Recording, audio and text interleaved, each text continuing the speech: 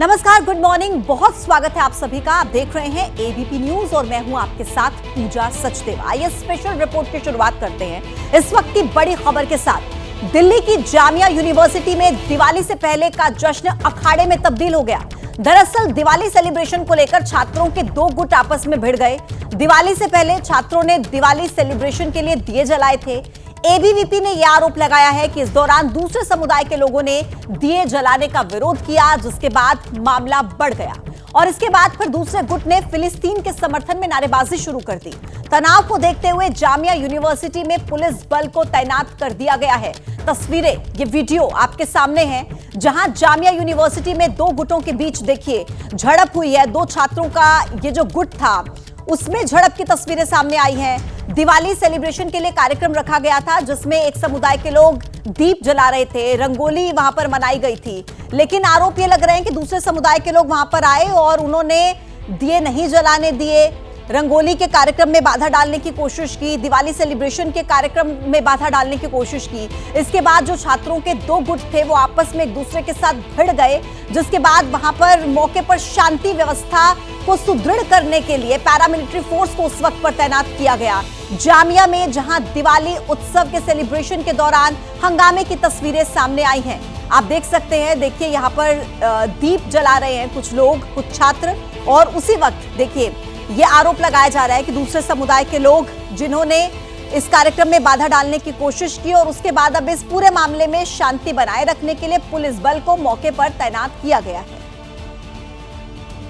ABVP ने ये आरोप लगाया है कि यहाँ पर ज्योतिर्मय 2024 जो कार्यक्रम है वो चल रहा था। ये जामिया मिलिया इस्लामिया आप देख पाएंगे, और यहाँ पर ज्योतिर्मय 2024 कार्यक्रम चल रहा था जो कि दिवाली को लेकर था। और दिवाली को लेकर अमूमन जो कार्यक्रम होते हैं उसी तरह इसमें रंगोली बनाने का और दिया जलाने के जो कार्यक्रम है वो किए जा रहे थे। और इसी बीच छात्रों का एक समूह, एक गुट आता है और इस रंगोली को हटा देता है, दियों को गिरा देता है, ये एबीवीपी का कहना है। और एबीवीपी का ये भी आरोप है कि ये जो सब हुआ इसमें जो छात्र इन्वॉल्व थे वो छात्र जामिया मिलिया इस्लामिया के ही थे। देखिए अभी ये बात तो कंफर्म तभी होगी, जांच के बाद ही होगी कि वो जो छात्र हैं वो कहाँ के थे। लेकिन ये जो पूरा विवाद हुआ, इस विवाद में फिर जो फैकल्टी थी उन्होंने इस मामले को शांत करने की कोशिश की, लेकिन जब शांत नहीं हुआ तो देखिए एक वीडियो भी सामने है और उस वीडियो को यदि आप ध्यान से सुनेंगे नारेबाजी हो रही है और आपको फिलिस्तीन जिंदाबाद का भी नारा उस वीडियो में सुनाई देगा। तो देखिए ये पूरा जो विवाद है ये यहाँ पर हुआ और उसके बाद एहतियातन यहाँ पर जो पुलिस है उसको डिप्लॉय कर दिया गया। और ये मामला अभी जांच अधीन है कि यहाँ पर ये जो पूरा विवाद हुआ इसमें कौन इन्वॉल्व था, उस वीडियो में कौन कौन है, और ये छात्र क्या जामिया के थे या फिर बाहर से कोई आता है, और इस तरह का जो विवाद है ये यहाँ पर हुआ। कैमरा पर्सन हेमंत सूद के साथ मैरिया जातुष्करन, एबीपी न्यूज, दिल्ली। और चलिए अब आगे बढ़ेंगे, बात करेंगे प्रधानमंत्री नरेंद्र मोदी के पावर शो की। बड़ी खबर आपको दे, लेबनान में हिजबुल्लाह के ठिकानों पर इजराइल के हमले जारी हैं। इजराइल लेबनान में उसके ठिकानों को उड़ा रहा है और अब इजराइल हमले का एक खौफनाक वीडियो सामने आया, जिसमें इजराइल की मिसाइल इमारत को उड़ा रही है। ये देखिए वीडियो, और आप सुन सकते हैं ये धमाके की आवाज, आप देख सकते हैं कि किस तरीके से इस हमले में एक इमारत जो पूरे तरीके से देखिए कैसे धुएं के गुबार में तब्दील होती नजर आ रही है। लगातार इजराइल ढूंढ ढूंढ कर हिजबुल्लाह के ठिकानों को निशाना बना रहा है।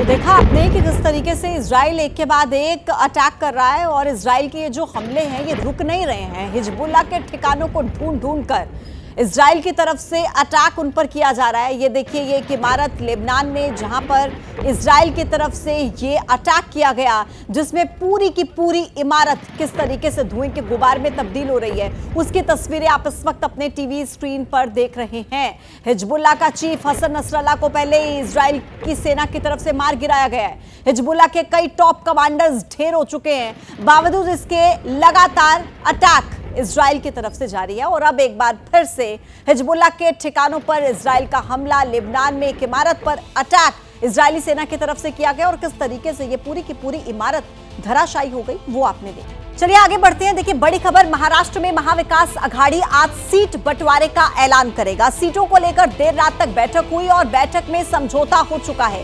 सूत्रों के मुताबिक कांग्रेस 103 से 108 सीटों पर चुनाव लड़ सकती है, जबकि उद्धव गुट को 90 से 95 सीटें मिल सकती हैं और शरद पवार गुट को 80 से 85 सीटें मिल सकती हैं। ऐसी जानकारी मिल रही है। हालांकि अभी आधिकारिक रूप से इसकी घोषणा नहीं की गई है पार्टी की तरफ से, लेकिन कहीं ना कहीं ये तय माना जा रहा है कि सभी 288 सीटों पर महाविकास अघाड़ी के बीच बात बन चुकी है, समझौता हो चुका है। बीते दिनों आपको ध्यान रहे कि कांग्रेस और उद्धव ठाकरे गुट के बीच कहीं ना कहीं सीट शेयरिंग को लेकर पेंच फंसता हुआ नजर आ रहा था, लेकिन अब इस पर विराम लग चुका है। कल देर रात तक बैठक हुई और इस बैठक में सभी सीटों को लेकर बात बन चुकी है, समझौता हो चुका है और सूत्र ये बता रहे हैं कि कांग्रेस 103 से 108 सीटों पर चुनाव लड़ सकती है, उद्धव गुट को 90 से 95 सीटें मिल सकती हैं, शरद पवार गुट को 80 से 85 सीटें मिल सकती हैं। अभी इसकी घोषणा होनी बाकी है और यह माना जा रहा है कि आज ऐलान महाविकास अघाड़ी की तरफ से कर दिया जाएगा।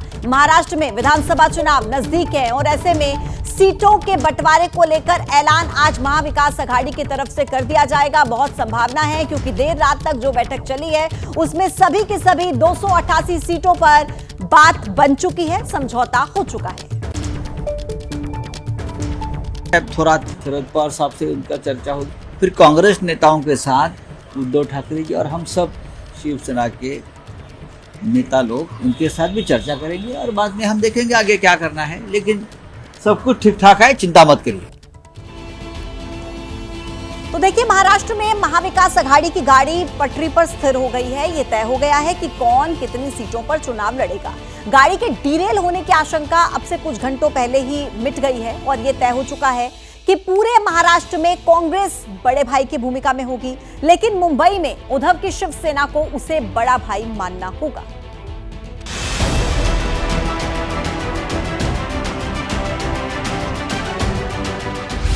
महाराष्ट्र में सीट बंटवारे को लेकर लड़खड़ा रही महाविकास अघाड़ी की गाड़ी आखिरकार पटरी पर आ गई।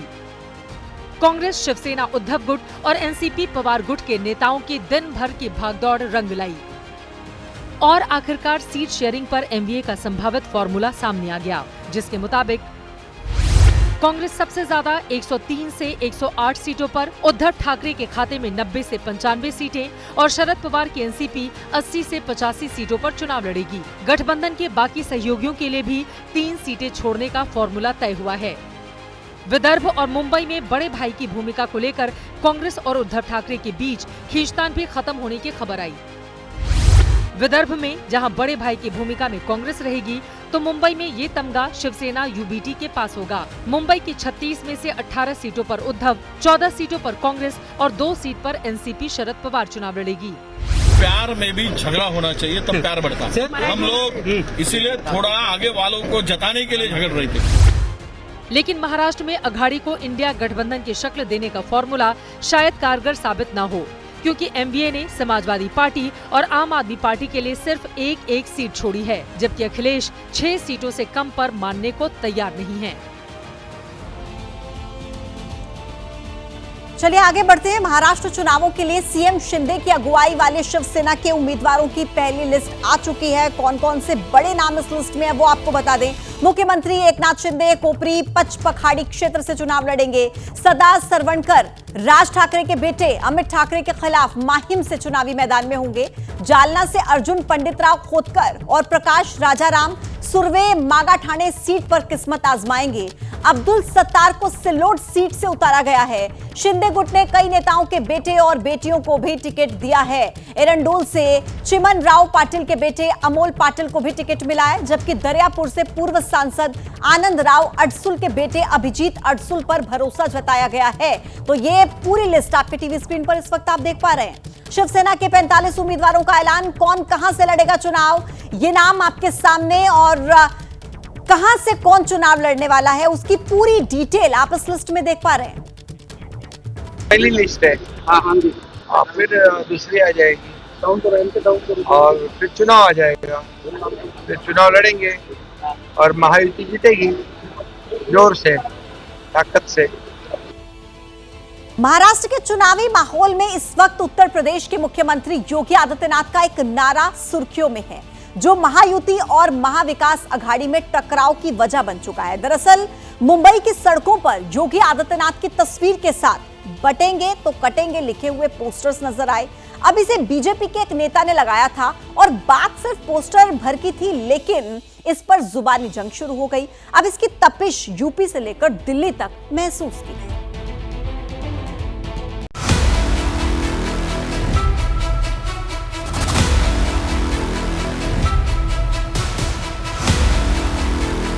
मुंबई की सड़कों पर उत्तर प्रदेश के मुख्यमंत्री योगी आदित्यनाथ की तस्वीरों वाले ये पोस्टर लगे तो चर्चा का बाजार गर्म हो गया।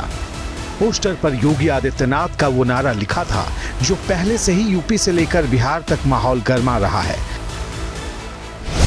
ये जम्मू कश्मीर और हरियाणा की चुनावी रणभूमि में भी असर दिखा चुका है। अब बारी महाराष्ट्र की है। मुंबई की जनता भारतीय जनता पार्टी को जवाब ऐसे देती है कि न तो बटेंगे न ही कटेंगे, तानाशाही के खिलाफ डटेंगे। मुंबई के अंधेरी, बांद्रा से लेकर वेस्टर्न एक्सप्रेस हाईवे तक ऐसे पोस्टर लगाए गए। इस पोस्टर के नीचे नाम लिखा था विश्व बंधु राय। एबीपी न्यूज विश्व बंधु तक पहुंचा, जो सालों तक कांग्रेस में रहने के बाद लोकसभा चुनाव से पहले बीजेपी में आए हैं। योगी को मानने वाले, उनके पैटर्न मानने वाले लोग बहुत हैं। जहाँ कांग्रेस की सरकार है तेलंगाना, वहाँ पे भी योगी का पैटर्न चल रहा है। पैटर्न लोगों को इतना पसंद आ रहा है, वो पैटर्न यहाँ लागू कर रहे हैं हमें। मुख्यमंत्री योगी आदित्यनाथ ने महीने भर पहले यूपी के आगरा में बटोगे तो कटोगे वाला बयान पहली बार दिया था। इसके बाद उन्होंने इसे हरियाणा के चुनाव प्रचार के मंच से भी दोहराया था। बटेंगे तो कटेंगे। बांग्लादेश में देख रहे हो ना, वो गलतियां यहाँ नहीं होनी चाहिए। बटेंगे तो कटेंगे, एक रहेंगे तो नेक रहेंगे।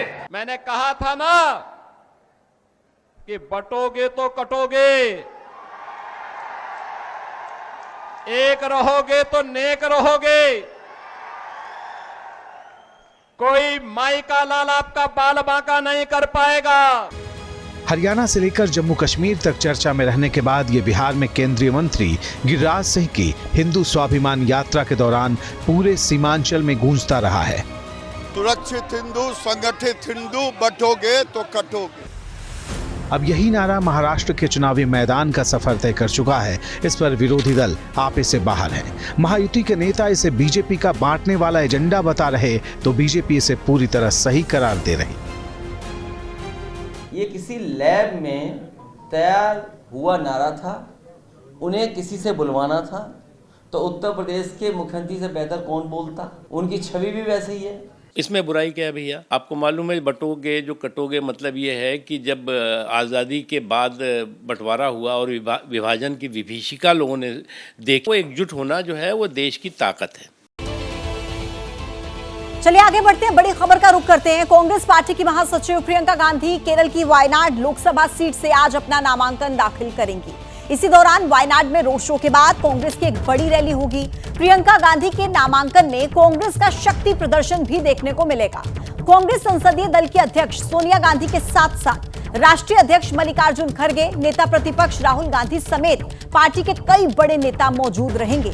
प्रियंका गांधी 2019 के लोकसभा चुनाव से पहले सक्रिय राजनीति में उतरी थी और उसके बाद से वो पार्टी महासचिव की जिम्मेदारी निभा रही हैं। बीजेपी ने वायनाड लोकसभा उपचुनाव के लिए कांग्रेस की प्रियंका गांधी वाड्रा के खिलाफ नव्या हरिदास को मैदान में उतारा है। तो तो ये तस्वीर आप देख रहे हैं, प्रियंका गांधी के नामांकन में राहुल और सोनिया गांधी मौजूद रहेंगे और कई बड़े नेता भी नामांकन प्रक्रिया के दौरान शामिल होंगे। आज प्रियंका गांधी अपना नामांकन पर्चा दाखिल करेंगी। वायनाड लोकसभा उपचुनाव के लिए बुधवार को होने वाले अपने नामांकन से पहले कांग्रेस महासचिव प्रियंका गांधी और वायनाड सीट से कांग्रेस की उम्मीदवार प्रियंका गांधी पहुंच चुकी हैं। तस्वीरों में आप देख सकते हैं प्रियंका गांधी का काफिला एक रिसोर्ट में दाखिल हो रहा है। प्रियंका गांधी बुधवार सुबह तकरीबन 12 बजे नामांकन दाखिल करेंगे और उसके पहले एक बड़ा रोड शो होगा तकरीबन 1 किलोमीटर का, जिसमें राहुल गांधी शामिल होंगे। प्रियंका के नामांकन के मौके पर उनकी मां सोनिया गांधी भी वायनाड में मौजूद रहेंगी। सोनिया गांधी भी वायनाड पहुंच चुकी हैं। प्रियंका का जो परिवार है, यानी उनके पति रॉबर्ट वाड्रा, उनके बेटे रेहान वाड्रा, ये सभी प्रियंका के नामांकन के मौके पर मौजूद रहेंगे, क्योंकि ये बहुत ही खास मौका है। प्रियंका गांधी अपनी चुनावी पारी का आगाज वायनाड लोकसभा उपचुनाव से कर रही हैं, जो खाली हुई है राहुल गांधी के इस्तीफे की वजह से। राहुल गांधी यहाँ 2019 और 2024 में लोकसभा चुनाव जीते। हालांकि 2024 में उन्होंने रायबरेली से भी चुनाव में जीत हासिल की, रायबरेली सीट उन्होंने रखी और वायनाड सीट से इस्तीफा दिया और अब वायनाड से उनकी बहन कांग्रेस महासचिव प्रियंका गांधी अपनी चुनावी पारी का आगाज करने जा रही हैं। तो प्रियंका गांधी की जो चुनावी पारी की शुरुआत हो रही है वायनाड से, इसको एक बड़ा मौका कांग्रेस बनाने जा रही है। नामांकन के अवसर को एक बड़े शक्ति प्रदर्शन में तब्दील करने वाली है। एक बड़ा रोड शो होगा जिसमें कांग्रेस के तमाम बड़े नेता देश भर के मौजूद रहेंगे और सबसे खास बात तो यह है कि सोनिया गांधी पहली बार वायनाड पहुंची हैं और राहुल गांधी, सोनिया गांधी, मल्लिकार्जुन खड़गे, ये सभी प्रियंका गांधी के नामांकन के मौके पर मौजूद रहेंगे। प्रियंका के सामने सीपीआई के उम्मीदवार हैं। बीजेपी ने अपनी एक महिला नेता को यहाँ प्रियंका गांधी के सामने उतारा है, लेकिन बीते लोकसभा चुनाव की अगर हम बात करें तो वायनाड कांग्रेस का गढ़ रहा है और राहुल गांधी ने 2 चुनाव जो यहाँ से लड़े बड़ी जीत हासिल की है। ऐसे में माना जा रहा है कि प्रियंका गांधी के लिए यहाँ पर लड़ाई जो है वो कोई मुश्किल नहीं आने वाली उन्हें जीत में। देखने वाली बात यह है कि प्रियंका किस तरीके की जीत यहाँ पर हासिल करती हैं। तो देखिए 13 नवंबर को वायनाड की सीट पर वोटिंग होगी, 23 नवंबर को नतीजे आएंगे। लेकिन ये जो दक्षिण भारत है, ये आखिर गांधी परिवार के लिए, कांग्रेस के लिए इतना महत्वपूर्ण क्यों है? क्या राजनीतिक वर्चस्व अभी तक कांग्रेस का यहां पर रहा है? पूरे डिटेल में आंकड़े आपके सामने रखने जा रहे हैं बिग बॉल के जरिए। देखिए साल 1978 की अगर बात करें तो इंदिरा गांधी कर्नाटक के चिकमंगलूर से सांसद बनी थी और साल 1980 में देखिए इंदिरा गांधी आंध्र प्रदेश के ही मेडक से सांसद चुनी गई थी। इनके अलावा अगर साल 1999 की बात की जाए तो सोनिया गांधी देखिए कर्नाटक के बेल्लारी से सांसद बनी थी। साल 2019 और 24 में देखिए राहुल गांधी केरल के ही वायनाड से सांसद चुने गए थे। साल 2024 प्रियंका गांधी केरल की ही वायनाड लोकसभा सीट से उम्मीदवार है। तो किस तरीके से अपने आप में दक्षिण भारत अहम हो जाता है पूरे गांधी परिवार के लिए और ये साख की लड़ाई हो जाती है गांधी परिवार के लिए, ये आपने समझा। अब देखिए प्रियंका गांधी के नामांकन में शामिल होने के लिए कांग्रेस शासित राज्यों के सीएम और पार्टी के वरिष्ठ नेता पहुंच गए हैं, जो कि वायनाड में प्रियंका की जीत का दावा कर रहे हैं। बहुत अच्छी बात है, प्रियंका जी नेशनल पॉलिटिक्स में आ रही है, ऑर्गेनाइजेशन पॉलिटिक्स में 5 साल लगाने के बाद आ रही है। We are coming for moral support. आज देश इस इंतजार में है, बहुत दिन से मांग थी, पूरे देश भर में मांग थी कि प्रियंका जी भी राजनीति में फुल टाइम आए और इलेक्शन लड़ें और हमें खुशी है कि वायनाड से वो चुनाव लड़ने जा रही हैं। आज नामांकन है, बहुत बहुत शुभकामनाएं और हमें पूरा विश्वास है कि रिकॉर्ड मतों से वो वहाँ से जीत कर आएंगे। ये परिवार जहाँ से लड़ेगा वहाँ से जीतेगा। सिर्फ मैं अपने दोस्त को एक राय दूंगा, गिनो कै लाख से हार रहे हो और हार को एक सम्मान के साथ स्वीकार करो। मैंने प्रियंका जी के साथ काम किया है, जबरदस्त अद्भुत क्षमता है वाक्य शैली की, कम्युनिकेट करने की, संसदीय भाषा में बोलने की। भारत की लोकसभा को एक ब्रिलियंट पार्लियामेंटेरियन मिलने जा रहा है। तो कांग्रेस के बड़े नेता प्रियंका गांधी के चुनाव लड़ने पर खुशी जाहिर कर रहे हैं, उन्हें यहां पर शुभकामनाएं देते हुए नजर आ रहे हैं। लेकिन अभी तक सियासत में प्रियंका गांधी की भूमिका क्या रही है, क्या क्या जिम्मेदारी उन्होंने अभी तक निभाई है, वो आपको इस बिग बॉल के जरिए हम समझाने जा रहे हैं। साल 2024 में लोकसभा चुनाव में रायबरेली और अमेठी में उन्होंने प्रचार किया। फिर साल 2007 में यूपी विधानसभा चुनाव में चुनाव अभियान की देखरेख उन्होंने संभाली। साल 2019 में कांग्रेस महासचिव के पद पर उनकी नियुक्ति हुई और साल 2024 जब वो पहली बार लोकसभा का ये चुनाव लड़ रही हैं, उपचुनाव है और पहली बार प्रियंका गांधी यहां पर चुनाव लड़ती हुई नजर आएंगी, जिसको लेकर कांग्रेस के बड़े नेता बहुत उत्साहित भी नजर आ रहे हैं, खुशी जाहिर कर रहे हैं और साथ ही साथ अपनी शुभकामनाएं देते हुए नजर आ रहे हैं, दावा कर रहे हैं कि प्रियंका गांधी ही वहां से जीतेंगी। अब देखिए, वायनाड लोकसभा उपचुनाव में बीजेपी उम्मीदवार नव्या हरिदास ने एबीपी न्यूज से एक्सक्लूसिव बातचीत की है और कांग्रेस और राहुल गांधी पर बड़ा हमला बोला। उन्होंने आरोप लगाते हुए कहा कि राहुल गांधी की वजह से उपचुनाव थोपा गया है। तो ये नव्या हरिदास जो कि बीजेपी की प्रत्याशी हैं वायनाड लोकसभा उपचुनाव में, उन्होंने ये बात कही है। पहला लोकसभा चुनाव आप लड़ने जा रही हैं, सामने आपके प्रियंका गांधी हैं, बहुत बड़ा नाम है, एक बड़ी रिस्पॉन्सिबिलिटी आपके सामने है। कैसे आप ये इलेक्शन कंटेस्ट करने जा रही हैं? लोकसभा में ये मेरी पहली चुनाव है, तो हम ज़्यादा कॉन्फिडेंस है कि इधर वायनाड में सिचुएशंस ऐसे है कि people of the public of the Wayanad are actually looking for a change because they are totally fed up with the Congress and with the CPI also. नव्या जी, लेकिन हमने अभी कुछ महीने पहले जब जनरल इलेक्शन वायनाड में हुआ था, बीजेपी ने अपने स्टेट प्रेसिडेंट को, सुरेंद्रन जी को यहाँ पर उतारा था राहुल गांधी के सामने और उन्होंने बातें तो बड़ी की लेकिन मुकाबला नहीं दे पाए। वो तीसरे पोजीशन पे रहे, डिपॉजिट भी वो नहीं बचा पाए। ऐसे में आप कैसे उम्मीद करती हैं कि आप टक्कर दे पाएंगी Priyanka Gandhi? We must definitely look into the election of 2019 also. Compared to 2019, the election of 2024, as you said, our state president, Sri K. Surendran ji, has competed against Rahul Gandhi. But the vote share has doubled than in 2019. So this also gives us a confidence. But this time, it's a forced election. It's not an election, it's a by-election. And this by-election is caused only because of Rahul Gandhi. So it's clear to the people of Wayanad that Rahul Gandhi has been setting this Wayanad as a secondary option because he was afraid, he was scared that he would lose the seat in Raebareli. तो राहुल गांधी वायनाड को second option मानते हैं, ये कह रहे हैं BJP की प्रत्याशी जो कि वायनाड से प्रियंका गांधी के सामने चुनावी मैदान में है।